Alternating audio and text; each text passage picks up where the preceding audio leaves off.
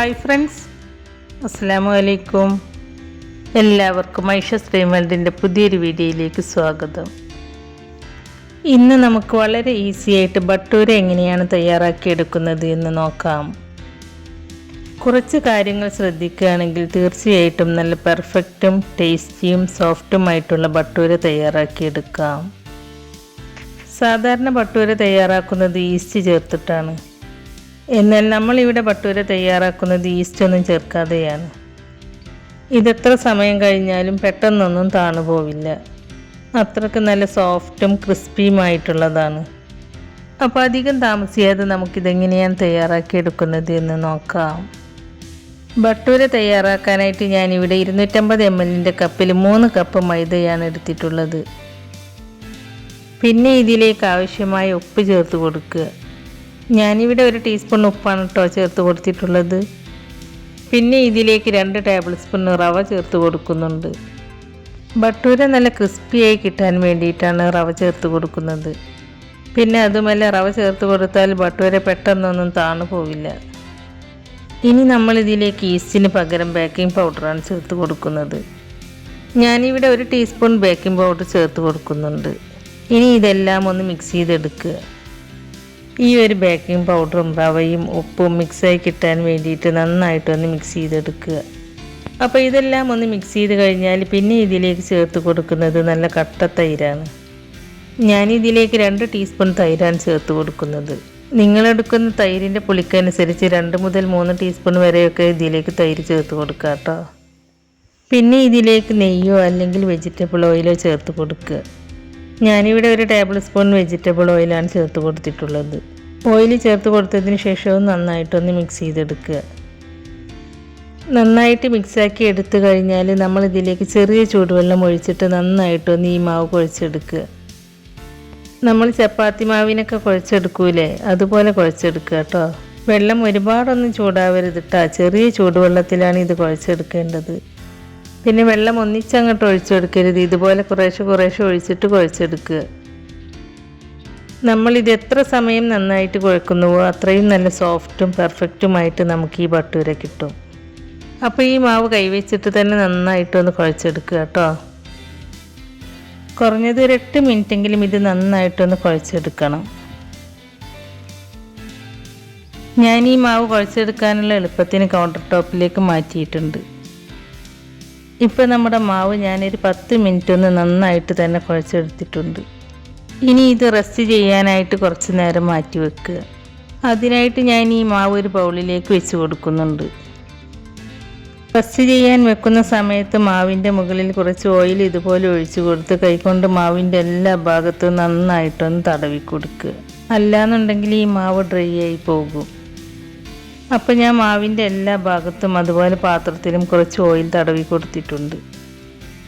ഇനി ഇത് അടച്ച് വെച്ച് കുറച്ചൊരു വാമായിട്ടുള്ള സ്ഥലത്ത് ഒരു 3 മണിക്കൂർ മാറ്റി വെക്കുക.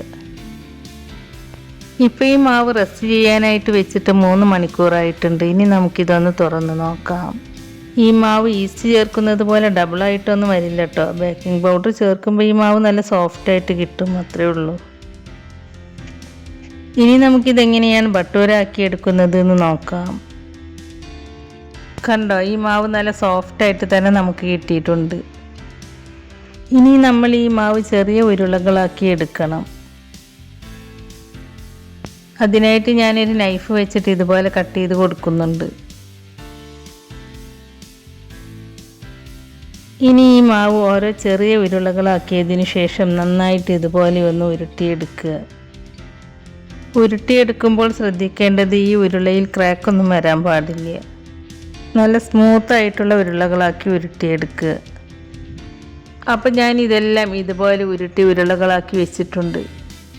ഇനി നമുക്കിതൊന്ന് പരത്തിയെടുക്കാം. ഓരോ ഉരുളയെടുത്ത് ചപ്പാത്തി പരത്തുന്ന പലകയിൽ വെച്ചിട്ട് ഇതുപോലെ പരത്തിയെടുക്കുക. പരത്തിയെടുക്കുമ്പോൾ പലകയിലേക്ക് പൊടിയൊന്നും ഇട്ട് കൊടുക്കരുത് കേട്ടോ. പലകയിൽ ഒട്ടിപ്പിടിക്കാൻ തോന്നുകയാണെങ്കിൽ കുറച്ച് ഓയിൽ തടവി കൊടുക്കുക. അല്ലാതെ പൊടിയൊന്നും അങ്ങോട്ട് ഇട്ട് പരത്തിയെടുക്കരുത്. പൊടിയിട്ട് പരത്തി കൊടുത്താൽ ബട്ടൂര അത്രയ്ക്ക് അങ്ങോട്ട് സോഫ്റ്റായിട്ട് കിട്ടൂല. ഇങ്ങനെ പരത്തിയെടുത്താലാണ് നല്ല സോഫ്റ്റായിട്ട് കിട്ടുക. അതുപോലെ നമ്മളിത് പരത്തിയെടുക്കുമ്പോൾ ഈ മാവ് ചപ്പാത്തി പലകയുടെ മുകളിൽ നിന്നും എടുക്കാതെ ഇതുപോലെ ചപ്പാത്തി പലക തിരിച്ചിട്ട് കൊടുത്തിട്ട് പരത്തിയെടുക്കുകയാണെങ്കിൽ നമുക്കിത് റൗണ്ട് ഷേപ്പിൽ കിട്ടും. അല്ലെങ്കിൽ മൈദ ആവുകൊണ്ട് പല ഷേപ്പിലായി പോവും.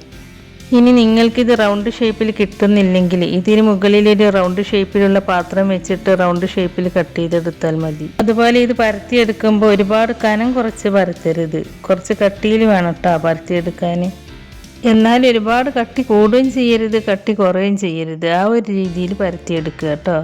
അപ്പോൾ ഇതാ ഞാൻ ഈ ഒരു കട്ടിയിലാണ് കേട്ടോ പരത്തിയെടുത്തിട്ടുള്ളത്. ഇതുപോലെ നമുക്ക് ബാക്കിയുള്ളതും പരത്തിയെടുക്കാം.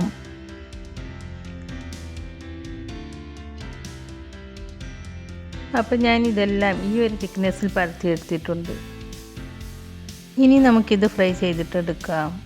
അതിനായിട്ട് ഒരു പാൻ അടുപ്പത്ത് വെച്ച് അതിലേക്ക് ഫ്രൈ ചെയ്യാൻ ആവശ്യമായ ഓയിൽ ഒഴിച്ച് കൊടുക്കുക. ഇനി ഹൈ ഫ്ലെയിമിൽ വെച്ചിട്ട് എണ്ണ നന്നായിട്ട് ചൂടാക്കി എടുക്കുക. എന്നിട്ട് ഓരോന്നായിട്ട് ഈ എണ്ണയിലേക്ക് ഇട്ട് കൊടുക്കുക. തീ ഇപ്പോൾ നമ്മൾ ഹൈ ഫ്ലെയിമിലാണ് കേട്ടോ വെച്ചിട്ടുള്ളത്. അപ്പോൾ നന്നായിട്ട് ചൂടായിട്ട് കിടക്കുന്ന എണ്ണയിലേക്കാണ് നമ്മളിത് ഇട്ട് കൊടുത്തിട്ടുള്ളത്.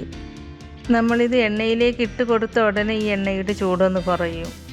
അപ്പോൾ തീ കുറച്ച് വെച്ചാൽ ഇതുപോലെ പൊങ്ങി വരില്ല. അപ്പോൾ ഈ ഭട്ടൂര നല്ല പെർഫെക്റ്റ് ആയിട്ട് തന്നെ പൊങ്ങി വന്നിട്ടുണ്ട്. ഇനി നമുക്കിത് എണ്ണയിൽ നിന്നും എടുത്ത് മാറ്റാം. ഇങ്ങനെ ബാക്കിയുള്ളതും ഫ്രൈ ചെയ്തിട്ടെടുക്കുക. തവി കൊണ്ട് ഇതുപോലെ എണ്ണ ഭട്ടൂരയുടെ മുകളിലേക്ക് ആക്കി കൊടുക്കുകയാണെങ്കിൽ പെട്ടെന്ന് ഇത് പൊങ്ങി വരും. അപ്പോൾ കണ്ടോ, നന്നായിട്ട് തന്നെ ഇത് പൊങ്ങി വന്നിട്ടുണ്ട്.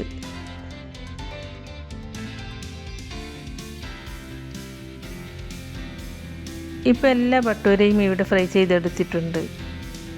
ഈ ഭട്ടൂര പെട്ടെന്നൊന്നും താന്നു പോവില്ല. അപ്പോൾ വളരെ ടേസ്റ്റിയും നല്ല സോഫ്റ്റും ക്രിസ്പിയുമായിട്ടുള്ള ഭട്ടൂര ഇവിടെ റെഡിയായി കിട്ടിയിട്ടുണ്ട്. അപ്പോൾ ഞാനിതൊന്ന് മുറിച്ച് കാണിക്കാം. കണ്ടോ, നല്ല സോഫ്റ്റായിട്ട് തന്നെ നമുക്ക് ഈ ഭട്ടൂര കിട്ടിയിട്ടുണ്ട്. ഞാനിത് മുഗളായി ചിക്കൻ്റെ കൂടെയാണ് സെർവ് ചെയ്തിട്ടുള്ളത്. നമ്മളിത് ബേക്കിംഗ് പൗഡർ ചേർത്ത് ഉണ്ടാക്കിയത് കൊണ്ട് ഈസ്റ്റിൻ്റെ ആ ചുവയൊന്നും ഇതിനില്ല. അപ്പോൾ ഈസ്റ്റിൻ്റെ ചുവ ഇഷ്ടമില്ലാത്തവർ ഈ രീതിയിലൊന്നും ഉണ്ടാക്കി നോക്കൂട്ടാ. അപ്പോൾ നമുക്ക് ബേക്കിംഗ് പൗഡർ വെച്ചിട്ട് നല്ല പെർഫെക്റ്റ് ആയിട്ട് തന്നെ ഭട്ടൂര ഉണ്ടാക്കിയെടുക്കാനായിട്ട് പറ്റും. അപ്പോൾ നിങ്ങളെല്ലാവരും ഇതുപോലെ ഭട്ടൂര ഉണ്ടാക്കി നോക്കിയിട്ട് അതിൻ്റെ അഭിപ്രായം കമൻറ്റായി എഴുതി അറിയിക്കാനും മറക്കരുത്. നമ്മുടെ ഇന്നത്തെ റെസിപ്പി നിങ്ങൾക്ക് ഇഷ്ടമായിട്ടുണ്ടെങ്കിൽ ലൈക്ക് ചെയ്യുകയും നിങ്ങളുടെ ഫ്രണ്ട്സിനും ഫാമിലിയിലേക്കൊക്കെ ഒന്ന് ഷെയർ ചെയ്ത് കൊടുക്കുകയും അതുപോലെ ചാനൽ സബ്സ്ക്രൈബ് ചെയ്യാതെ പുതുതായി ആരെങ്കിലും കാണുന്നവരുണ്ടെങ്കിൽ ഒന്ന് സബ്സ്ക്രൈബ് ചെയ്ത് സപ്പോർട്ട് ചെയ്യുകയും ചെയ്യണേ. സബ്സ്ക്രൈബ് ചെയ്യുമ്പോൾ കൂടെ കാണുന്ന ബെല്ലൈക്കണിൽ ക്ലിക്ക് ചെയ്ത് അതിൽ ആളെന്ന ഓപ്ഷൻ തന്നെ എനേബിൾ ചെയ്ത് വെക്കുകയാണെങ്കിൽ പുതിയ റെസിപ്പീസ് അപ്ലോഡ് ചെയ്യുമ്പോൾ അതിൻ്റെ നോട്ടിഫിക്കേഷൻ നിങ്ങൾക്ക് കിട്ടുന്നതാണ്. ഇൻഷാ അല്ലാഹ് പുതിയ റെസിപ്പീസുമായി വീണ്ടും വരാം. Thank you.